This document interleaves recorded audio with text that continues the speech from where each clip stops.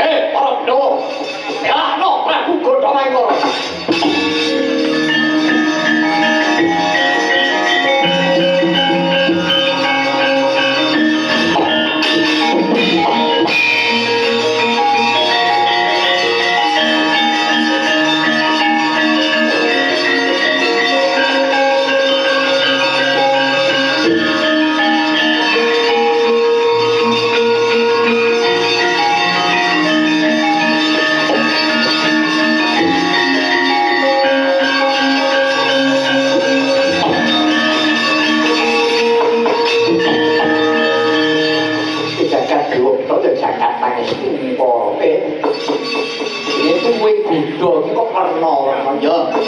Aja sumbar.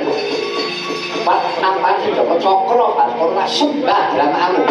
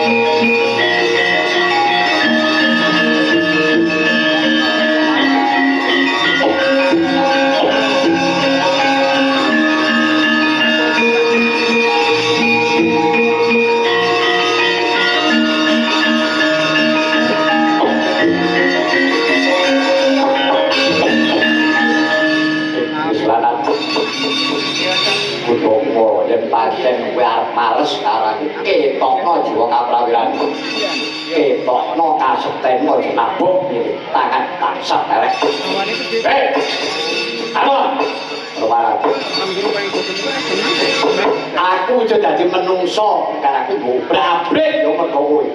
Dengan rasaku badan sapa dadi kumara. Bakal tumindang sapa nangan kethek gugur nangan. Kowe daya jaman biyen, saiki wis tuwek nyeklaki balomu.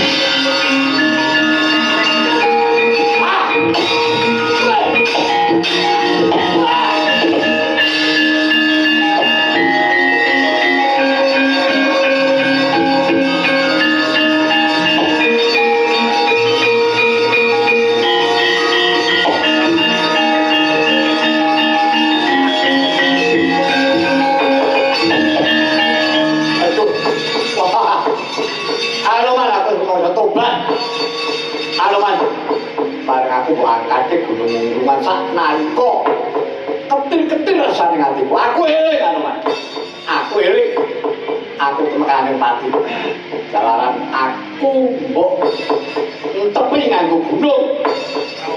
Bandaku entek yo perkara aku nglabuhi gunung. Aku kadol perkara gunung. Bojo kadol perkara gunung. Ala yo grinding bandaku sarai. Oh, kula dadi ono pewe. Ayo, kowe dene iki kok yo Anoman. Para aku gunung mantap, balik marang papanmu.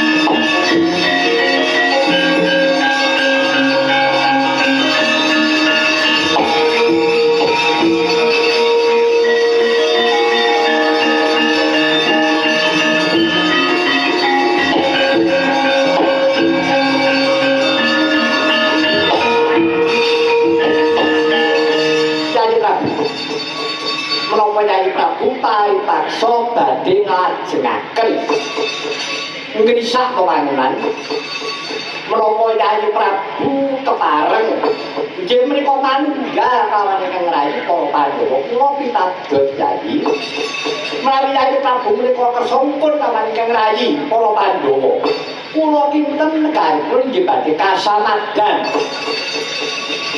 menapa dados kamulyaning para Pandhawa Pandhawa mulya menika boten kagem piyambak lha menapa malih Pandhawa taksih kadang Para Prabu kula boten nyuwun dipun ulang kula boten kepengin piwulang kula namung kepengin adil Yun pangapunten Yai adil menika boten kenging dipun tingali papaning adil menika wonten pundi kepi papaning adil menika wonten pundi papaning adil menika wonten raos panarima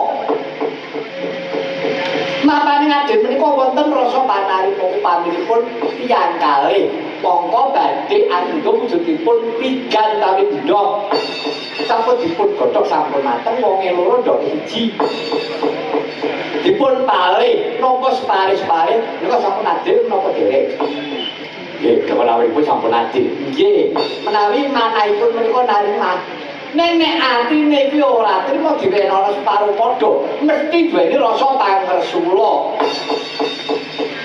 nadyan to diwenehi ana mung secuwil nek atine duweni rasa panarima ngatur kepenuhun karo Gusti mbok menawa paring Gusti ya mung semene iki wajib tak tampa kanthi tulus ikhlas ati menika papaning adil Yai Allah gableh ora kepengin diulang